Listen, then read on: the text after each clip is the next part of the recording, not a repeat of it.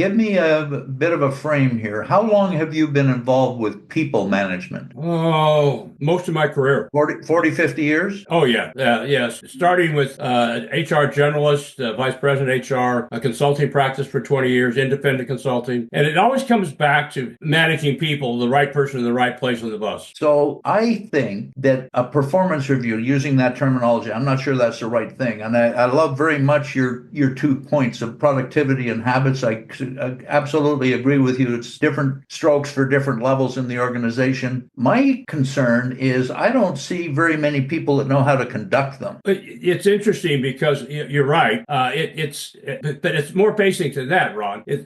People don't know how to have a positive conversation with somebody where they can That's sit right. down You and, don't know how and to have it. communicate with each They don't other. know how to communicate it. And this is just one more example of not being able to do that. And partly because there's not a discipline for doing it. It's a little bit like I would tell somebody in an employee relations situation, you control the conversations when you have a problem with productivity or work habits. You control that and you can decide when and how you're going to address that. But what you don't want to do is do it on the fly. You want to be prepared. You want to, Yep. and it's that delivery that makes the difference. And you're right. I think part of the reason where performance reviews fail is that the people providing the review are not skilled at that or as it relates to performance review or anything else as far as that goes. Yeah, yeah.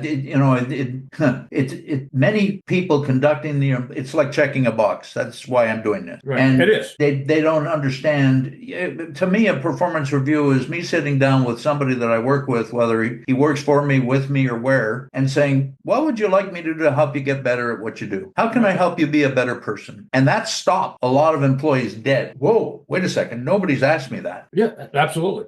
And that's why you want to contribute. That's to me what it's all about. I just did a Zoom call earlier today with a lady, and I'm teaching her to first line supervisor to walk away from a potential confrontation, prepare her conversation, know what her subject is, open the conversation, deal with the specific issues at hand, and close based on a contract for change in performance or work act. And I give her a format to do that, and we've been rehearsing that. And she told me today, I asked her, I said, how's this going? She said, at first I thought it was very silly that I'd have to go through all that. But she's now finding out, particularly when she goes back to that same person she's given that feedback and closes the loop and says to them, how are you doing? You're doing well. And uses some key principles around empathy and understanding. And she said, it's amazing how that person lights up. And I said, sure, it's just recognition. It's not, now you've got to correct a performance or work habit issue, but you do it in a way that is collaborative and acknowledges their contribution and stay away from any kind of threat of a write-up or any kind of formal personnel action.